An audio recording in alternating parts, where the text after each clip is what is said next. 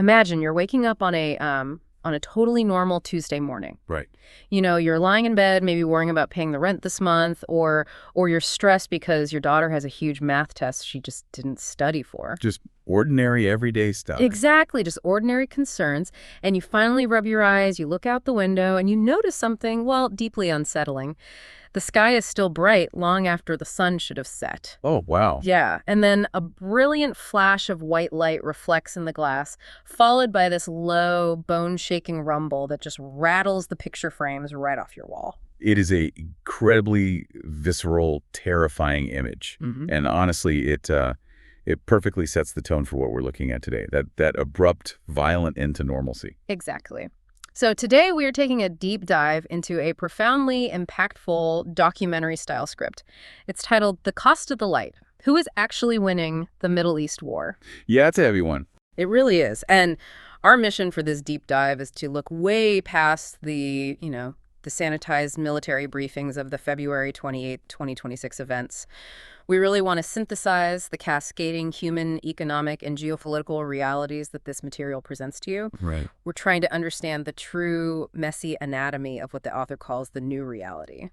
And before we go any further, I think we need to lay down a foundational ground rule for this analysis. Yeah, definitely. The source material we are examining today touches on highly charged, extremely sensitive geopolitical conflicts involving the United States, Israel, and Iran. Right. And I want to be super clear here. Our goal today is absolutely not to take a political side or, endorse any specific policy. No, not at all. We are just here to act as your guides through this specific text. We're simply unpacking the arguments, the perspectives, and the stark imagery presented in the script so that you, the listener, can fully grasp the arguments being made about this massive global shift. We are looking at the board exactly as the author has arranged the pieces. Precisely. Okay, let's unpack this. So, to set the stage, the script's core premise is that the 40-year shadow war between these powers didn't just go kinetic in a traditional battlefield sense. Right. It wasn't just armies in a desert. Exactly. It moved directly into the living rooms of millions of civilians. I mean, for decades, this was a game of espionage, right? Yeah.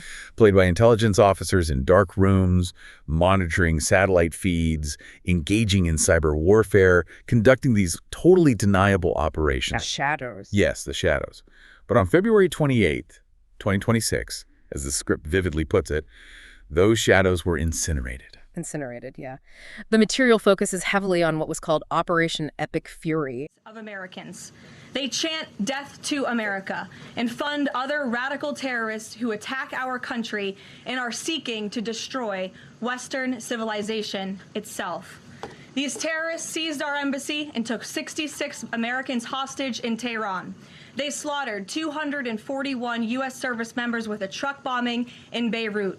They killed and maimed hundreds of American service members in Iraq. And this is just a small fraction of their blood-soaked record. Prior leaders have been too weak and ineffective to address this threat. Some, like Barack Hussein Obama. And we're talking about an unprecedented scale here. I mean, 900 targets hit in a span of just 12 hours. 12 hours. It's just massive. It's staggering. And the military objective was the total decapitation of leadership, essentially wiping out the command structure of the regime overnight. Right. From a purely tactical, numbers on a spreadsheet standpoint, the official briefings claimed it was a resounding success. But what really stuck out to me in this analysis is how quickly the author forces us to look away from those glowing military maps and look at the actual human catalyst for this event. It's a really sharp pivot in the text. Yeah. And this is where the narrative sharply diverges from your typical geopolitical white paper. Yeah. Because according to the timeline presented here, the true catalyst for Operation Epic Fury wasn't the sudden discovery of hidden nuclear centrifuges. And it wasn't a mass mobilization of troops on a border somewhere. Well, not what you'd expect, right? Exactly. Right. But no, the catalyst was actually the 2026 winter protests. Right. Which brings us to a really specific story highlighted in the text, a 22-year-old student named Samira. Yeah, Samira's story is heartbreaking. It really is. The author emphasizes that in January of 2026, Samira wasn't thinking about uranium enrichment or proxy militias. She was in the streets protesting for a future where she could simply breathe. She was part of this massive organic movement demanding basic civil freedoms and economic relief. And the Iranian regime responded to those domestic protests with immense brutality. The script details how the government began conducting mass executions just to suppress the winter uprisings. Just horrific violence. Truly, the regime clearly believed this horrific violence was a projection of ultimate strength, right? A way to definitively crush domestic dissent and show they were still firmly in control. But the international community read it totally differently. Yes, the fascinating argument this source makes is that Washington read this exact same event completely differently. I really want to dig into that disconnect, because looking at the briefings provided in the text, Washington didn't see a strong regime flexing its muscles. No, they didn't. They saw a hollow shell. They saw a government so deeply terrified of its own citizens that it had to turn its weapons on its own children out of pure desperation. Exactly. And what's fascinating here is how that interpretation birthed a massive strategic miscalculation. The green light. I've made the statement very strongly that if they start killing people like they have in the past, we will get involved. We'll be hitting them very hard where it hurts. And that doesn't mean boots on the ground, but it means hitting them very, very hard where it hurts. Right. Washington viewed this horrific domestic crackdown as a green light. The logic, as broken down by the author, was that the Iranian people had already pushed the regime to the absolute breaking point. So they thought it was fragile. Very fragile. The strategic thinking went like, if an overwhelming external force hits the regime right now, the whole house of cards will just collapse instantly. The people will rise up and the regime will shatter. It was framed as this high-stakes but highly calculated gamble on liberation. That was the word they used. Yes, liberation. I struggle so much with this concept of liberation from 30,000 feet. I mean, looking at how the text describes the immediate fallout. It wasn't clean. No, not at all. It's like taking a sledgehammer to a rotting door because you think you're going to just cleanly pop it off the hinges and step inside as a liberator. Right. But the frame is so brittle, the sheer force of the kick brings the entire house down on top of you. You didn't open a pathway for the people inside. You just trap them in an inferno. That is a highly accurate way to visualize the author's critique. I mean, the source highlights this fatal disconnect between mathematical military intelligence and human reality. Yeah. The tactical planners saw a clean equation. They saw a weakened regime plus overwhelming aerial force equals instant liberation. Which is just so naive. It is, because a desperate regime turning on its people was misread as a sterile opportunity for intervention. As the script grimly notes, we have seen this precise assumption play out before in places like Baghdad and Kabul. Right. History repeating itself. Exactly. When you attempt to deliver liberation via airstrikes, the people on the ground don't experience the abstract concept of freedom. They experience the very real sensation of fire. Fire, yeah. And because that house caught fire, the smoke did not stay localized to the Middle East. It never does. Never. The text meticulously traces the fallout of that February 28th strike straight into your daily life, no matter where you are listening to this right now. We transition immediately from a regional military strike into a global shockwave. The ripple effects are massive. They are.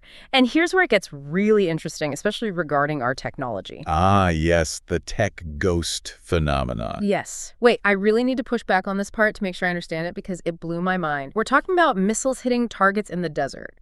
How does a kinetic strike thousands of miles away threaten the digital infrastructure I use every day? It's a great question. Because we treat the internet, the cloud, like it's magic, like it's this pristine, invisible realm just floating in the ether. And that is the exact illusion the script shatters. Yeah.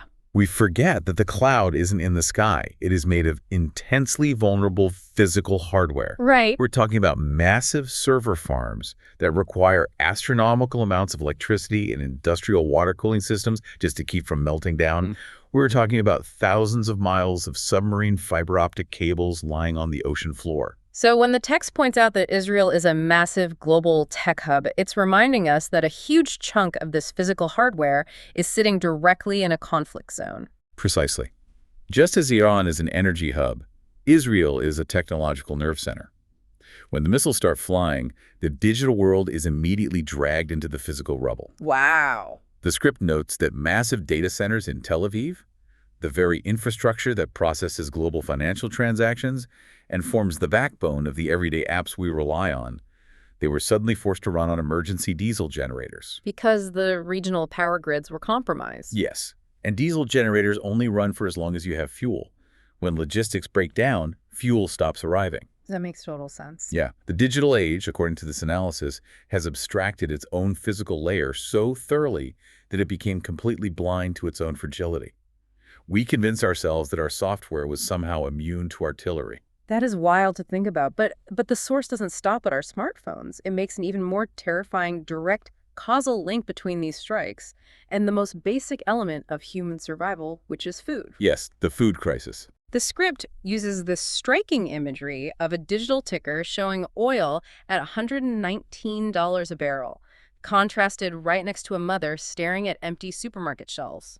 This is really where the global shockwave hits the hardest. Right, but I want to clarify the mechanism here. Okay, $119 a barrel for oil.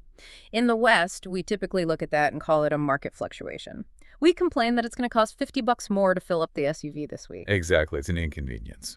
But the text argues that for a farmer in Egypt or a delivery driver in New Jersey, that number isn't just an annoyance at the pump, it's a catastrophe. Yeah. So walk me through how we get from a spike in oil prices to empty grocery shelves. Well, it comes down to shipping, logistics, and chemistry. It's not just about the fuel needed to put food on a truck. It's about how the food is grown in the first place. Okay. Modern agriculture relies almost entirely on synthetic fertilizer. And the primary ingredient in that fertilizer is natural gas, which is synthesized through a chemical procedure called the Haber-Bosch process. Wait, so natural gas is literally the building block of our food supply. Exactly. It's fundamental. And the text provides a staggering detail here. 30% of the world's global fertilizer and the fuel needed to make it travels through the Strait of Hormuz. 30%. 30%. It is a massive geographical choke point. When that narrow waterway is threatened by a kinetic regional war, commercial shipping insurers panic, and ships just stop moving. Which means the fertilizer doesn't ship. Right. And if the fertilizer doesn't ship, farmers can't plant. If they can't plant, crops fail globally. We aren't just looking at an energy crisis, we are looking at a guaranteed global caloric deficit. It's terrifying. The United Nations estimate cited in the text is absolutely chilling. They estimate that within a single month of this war starting, 50 million people will fall below the poverty line. In just 1 month. 50 million, not because of bombs, but purely because of these collapsed shipping logistics. 50 million people forced to choose between medicine and food because of a military strike that happened thousands of miles away. It forces the reader to fundamentally redefine the term collateral damage. It's no longer just the immediate blast radius of a missile. Collateral damage is a bread riot in a country not even involved in the war. But importantly, the text doesn't ignore the immediate physical devastation either. Right, the invisible casualty. Yes, it brings up the cold, mathematical reality of modern warfare. Military briefings, they always pride themselves on calculating surgical strikes with a 90% accuracy rate. Yeah, that 90% sounds great in a press conference, but the author demands we look at the remaining 10%. Exactly. What happens to the 10%? What happens to the 10% of strikes that miss? The text asks us to think about the collateral damage who had names and birthdays and favorite toys. It describes this deep, generational, psychological trauma. The human cost. We're talking about an entire generation of children across the Middle East growing up with the terrifying wail of air raid sirens as their nightly lullaby. It paints a picture of an Israeli schoolroom, once covered in bright, colorful finger paintings, now completely coated in the gray dust of a nearby intercepted strike. And all of this physical, digital, and psychological destruction brings us to the profound geopolitical vacuum this event creates. The vacuum. Yeah, because when you shatter the infrastructure of a region, a massive void opens up on the world stage. Now, the text does acknowledge the primary counter-argument for Operation Epic Fury. We have to be clear about that. Right. There were many strategists who argued this strike was absolutely necessary. They argued that the shadow war had been bleeding the region dry for decades and had to be brought to a definitive end. Yes. The core argument was that the threat of a fully nuclear-armed Iran was an existential danger that simply could not be ignored or managed any longer. True. That's a prevailing logic. Yeah. But the author's counter to that is that this explosive solution birthed an entirely new and perhaps much more unpredictable danger, which is the vacuum. Right. The script points out a historical truth.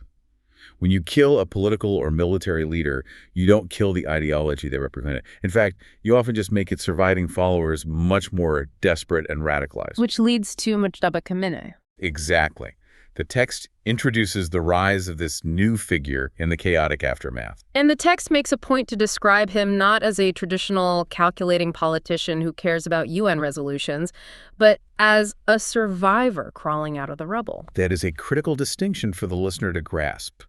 A survivor has absolutely no reason to play by the established rules of international diplomacy. Why would they? Exactly. The text argues that the old order, this long-held post-Cold War assumption that the United States could guarantee global safety and maintain the status quo through the sheer, overwhelming application of military force that is dying in the deserts of Iran. Because the old deterrence models like threats of sanctions or targeted strikes, they don't work on a leader who is operating purely on survival instinct amidst the total ruin of his own country. Exactly.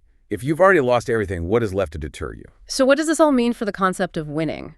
I mean, if we follow the logic presented in these military briefings, the targets were destroyed. Mission accomplished, right? Right.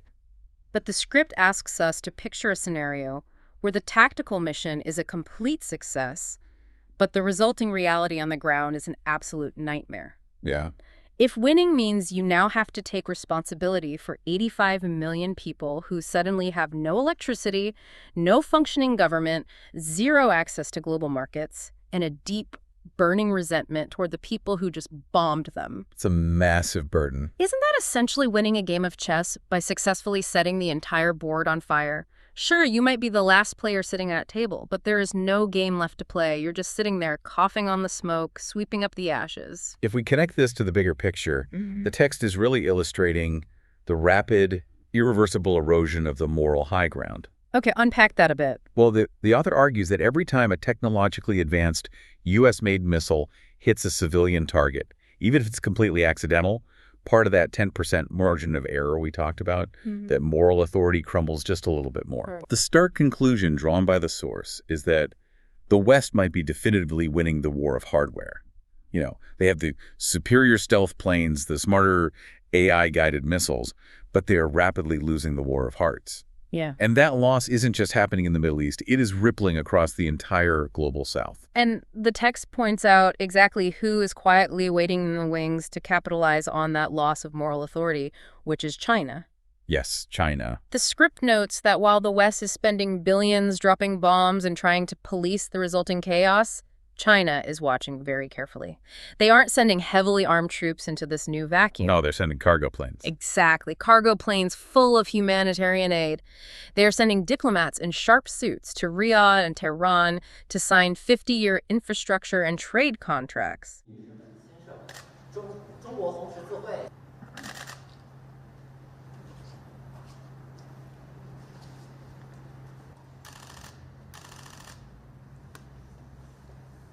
在此艰难的时刻，我们一如既往地支持伊朗人民渡过难关。我们也由衷地希望战争早日结束，和平早日到来，伊朗人民能够重新过上稳定的生活，重建美好的家园。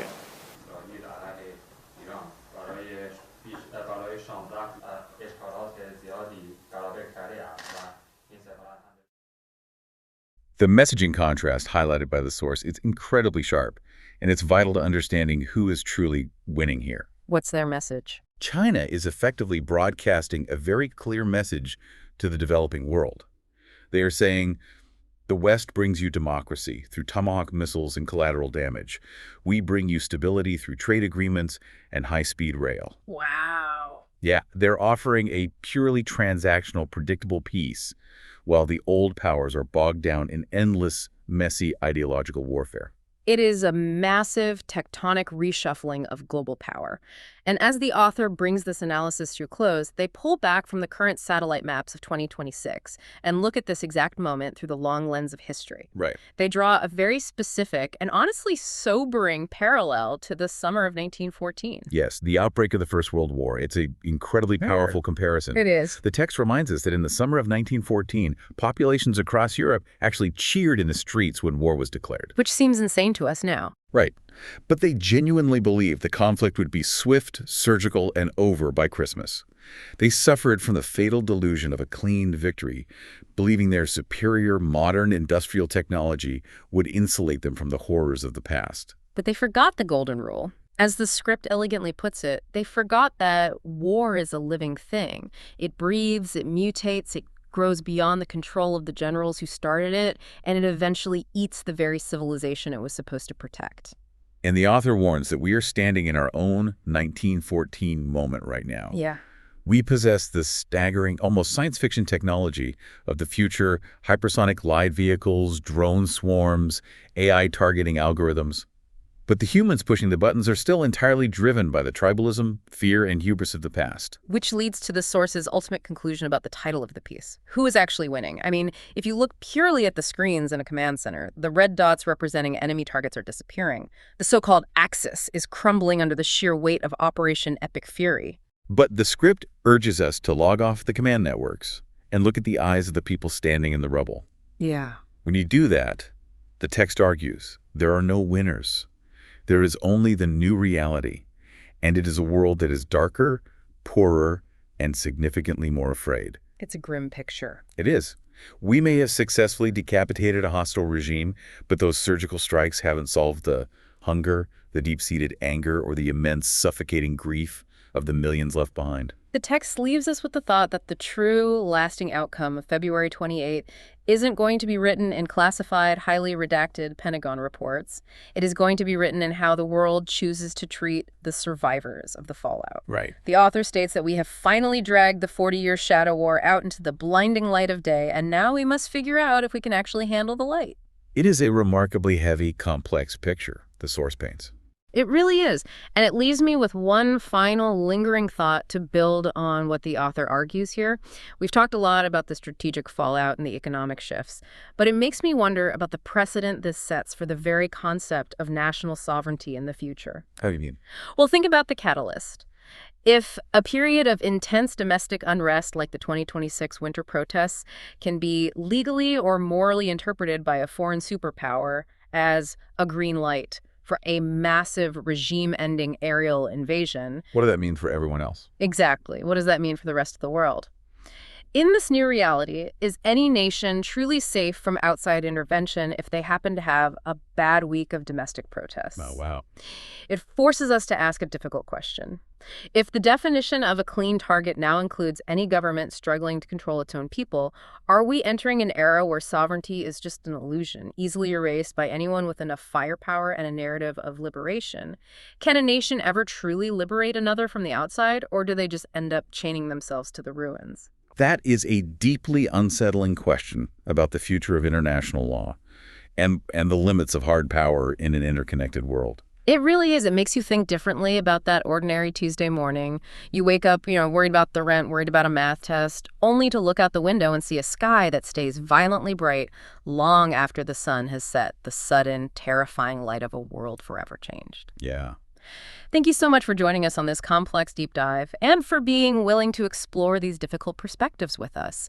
Keep questioning the new reality around you.